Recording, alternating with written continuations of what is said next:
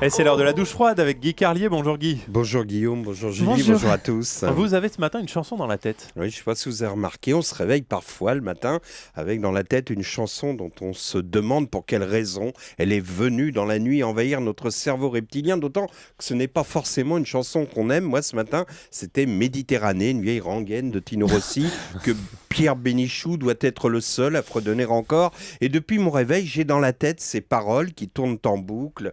Méditerranée aux îles d'or ensoleillées. Cette chanson est arrivée dans mon esprit probablement à cause des événements en Libye et de la phrase terriblement angoissante de Kadhafi annonçant que la Méditerranée était devenue un champ de bataille et qu'il était prêt à attaquer des bateaux civils qui navigueraient sur la Grande Bleue. Il paraît d'ailleurs qu'on a cru qu'il avait mis sa menace à exécution hier lorsqu'un paquebot français a accosté sur le port du Pirée en Grèce et qu'on a vu les passagers qui en descendaient dans un état lamentable, soutenus par des infirmiers. Les plus valides marchaient à petits pas en faisant avancer à leur côté une perfusion sur roulette. D'autres encore, probablement en état de choc, débarquaient avec pour tout vêtement la chemise de nuit médicale en tissu crépon bleu des blocs opératoires noués derrière la nuque mais laissant apparaître leur postérieur. On descendit même un cercueil de la passerelle et c'est là qu'on s'aperçut de la méprise lorsque les journalistes sur le quai demandèrent s'il s'agissait d'une victime d'un missile libyen et qu'un marin répondit « Pas du tout, il est mort en twistant ».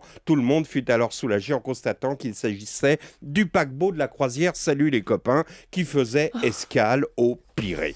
Malgré tout, ce qui se passe en Libye est angoissant aussi. Comme je n'ai pas envie de vous démoraliser en ce début de semaine, je ne vous parlerai pas des mauvaises nouvelles ce matin, par exemple des retombées radioactives de la catastrophe japonaise, de ce nuage radioactif dont tous les journaux nous annoncent qu'il arrivera sur nous après-demain mercredi. On sent bien qu'on dramatise le risque car tout le monde est encore traumatisé par le mensonge d'État sur Tchernobyl. Je n'ai pas envie non plus de vous parler de l'abstention cantonale.